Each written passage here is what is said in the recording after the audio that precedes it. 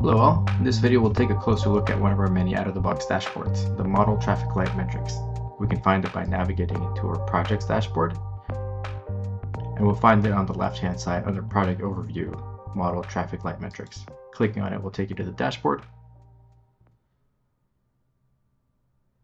This particular dashboard helps you focus in on the projects that are causing the most downtime by visualizing metrics such as file size, number of warnings, and other values known to create modeling issues. Each of these cells is assigned a color, and this color can be customized to suit your organization's standards. Let's take a closer look. Currently, we're seeing this organized by the number of team members that are in a file, but we can organize this to show the top values for your preferred metric, for example, file size. Now we're seeing the files within your organization that have the largest file size, and we can look at the other metrics related to that file.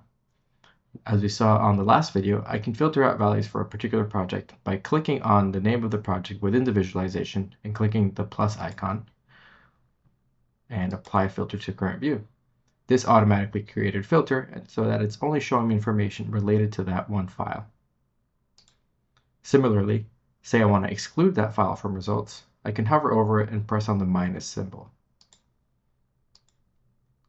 This created a filter that is excluding all the information related to that file name. You'll also notice we have some filters on the top of the dashboard. Here you can actually use a drop-down menu to find information related to a model. So for example, I can search by project ID, and I can type the number of the project if I know a particular project I want to target. And now we'll only see information related to that one project. You can clear the results. There are several filters you can apply by project name, project ID, file name, and username. As with any dashboard, you can set a time range. So right now we're looking at information from the last 90 days, but maybe we want to look at information just from the last 30 days in this example. Another useful tool within dashboards are Drilldowns. Drilldowns let you link to other dashboards while remembering the context of the filters of the information you're looking at. So for example, say I know that certain projects have become bloated because of the numbers of filled regions. And so in this case, this project is an outlier with 20,000 fill regions. I can click on this project and on the plus symbol, such as before, click on Custom Actions, and you'll see a full list of other dashboards that have more information related to model health. In this case, I want to look at trending information related to filled regions. So I can click on the filled regions trending dashboard, and this will load a new dashboard. But in this case, remembers the context. We're still seeing information from the last 30 days, and we're only showing information for that one particular model. Further, we can now see that there is an uptick in the number of filled regions on this date.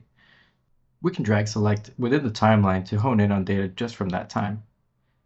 And so now we're just seeing information related to the time range that we selected, and we can see what team members were on the file at that time.